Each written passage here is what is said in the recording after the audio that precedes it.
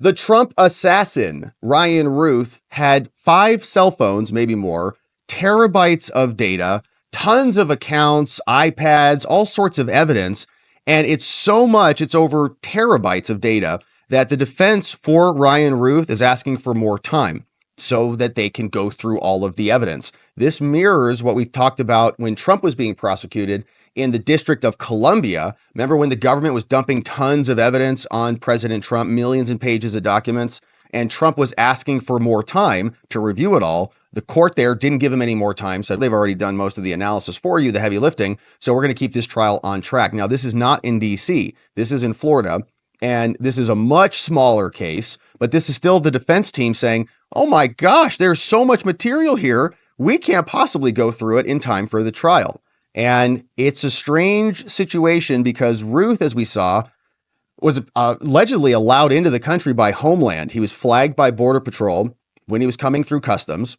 And then they reached out to Homeland and said, hey, this guy's kind of a weird dude. He's flying back and forth, talking a lot about Ukraine. And Homeland let him in. They said, nope, let him in. Let him come on in. Even though he's got like 100 criminal arrests, warrants out, all sorts of bad stuff.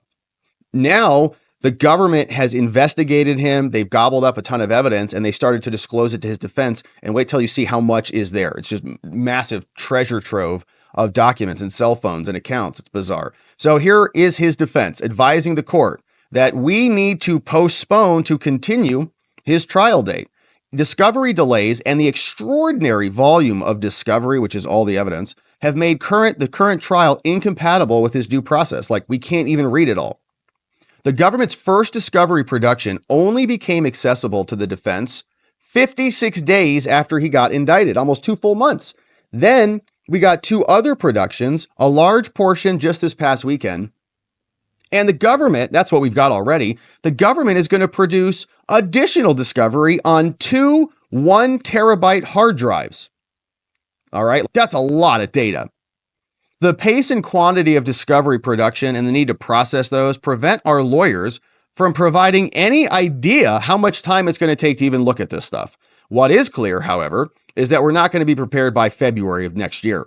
Proceeding with the scheduled trial, which could lead to his life imprisonment, would be a miscarriage of justice. And so we need to ensure that this trial is postponed. Here's the background. Remember, on September 24th, he got indicted for trying to assassinate President Trump. He was a felon in possession of a firearm, prior records. He obliterated the serial number on his firearm, didn't print it like the New York guy, using a firearm in furtherance of a crime, and he could go to jail for life. Now, the government mailed its first discovery production after November 12th.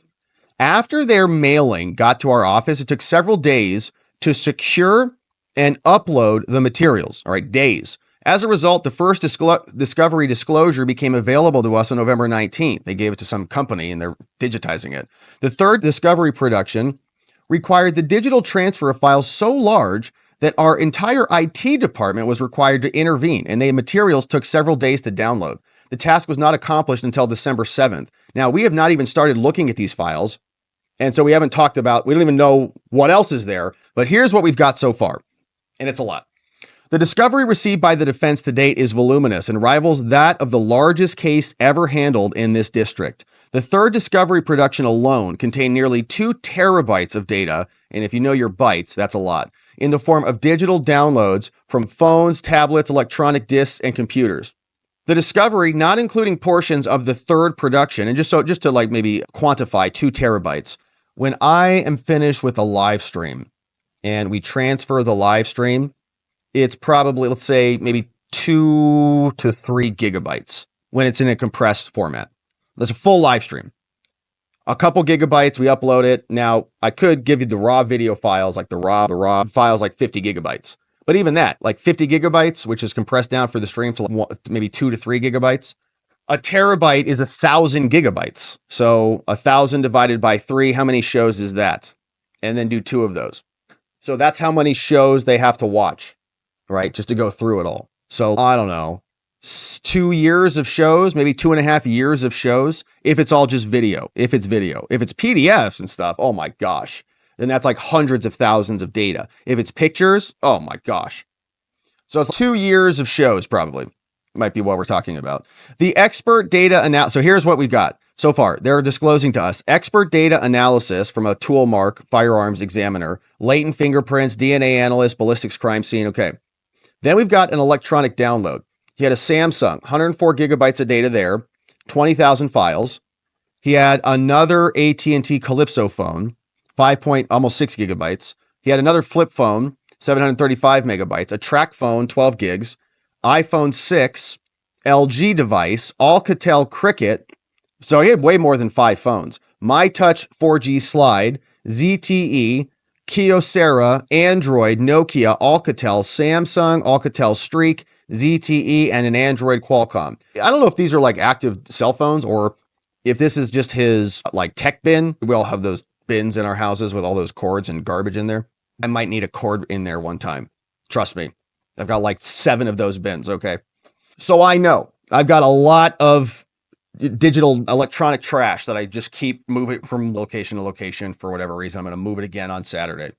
Anyways, I'll figure it out. But he had a lot of them. So were these active or was this just his garbage bin? He had 5 phone company records, a lot of different devices, electronic data downloaded from 3 computers, 100 gigabytes here, HP laptop, Gateway desktop, 3 tablets, iPad 6, iPad Air 2, Amazon Fire, electronic data from USB drive, CD-ROM, USB hard drive, SD card here. Exculpatory expert data also from Quantico saying, interesting, potentially exculpatory expert data of source exclusion by an FBI laboratory analyst in Quantico, Virginia. From the Question Documents Unit with the discipline in shoe prints says impression 12B does not correspond in outsole or tread design with the submitted footwear. Oh, wow, that's interesting. Shoes from Ryan Ruth or images of the tires from Ryan Ruth's vehicle. Whose shoe prints are those? Huh? They have an expert, source exclusion. Impression 12B does not correspond in the outsole. Data and reports from 2 FBI lab analysts in Quantico, not listed as expert witnesses in the Forensic Mineralogy Geology Unit regarding her analysis on trace evidence from Ruth and document analysis regarding the origin and the creation and obliterated handwriting from an expert. Also, video surveillance from drone footage. Defense is still receiving traffic camera footage. Financial records, social media platforms, retail records, travel records, FedEx records, 2.6 gigabytes, electronic storage platforms, 350 gigs of photos, unknown amount of jail calls. We've got a bunch of those. Unknown amount of body-worn cameras. Haven't even seen those yet.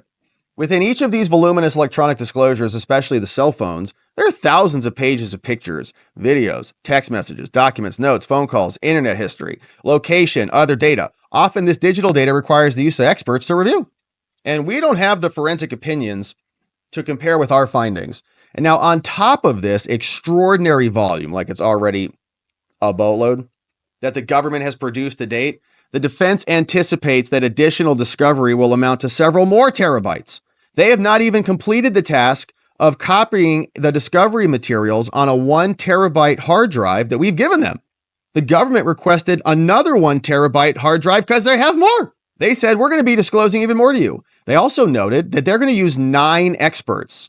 The government noticed a cellular analysis data team, but stated the substance of his testimony will be detailed later. And so we don't even know what he's going to do.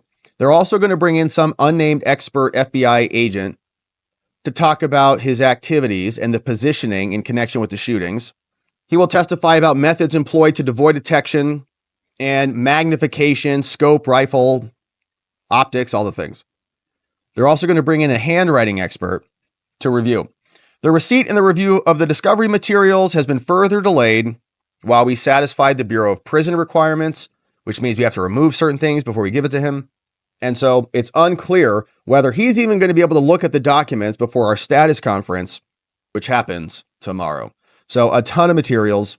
They make the argument, this is a due process violation. You can't have a defense properly prepared if you can't review the evidence. Same argument that President Trump made and got overruled on. This court cited extremely voluminous discovery as a factor in previous cases. And again, this is Florida. This is not Trump as a defendant, and it's not DC. In other cases, We often will set trial more than 1 year after the indictment. That's not a problem. Look at all these cases. We've scheduled those long time out.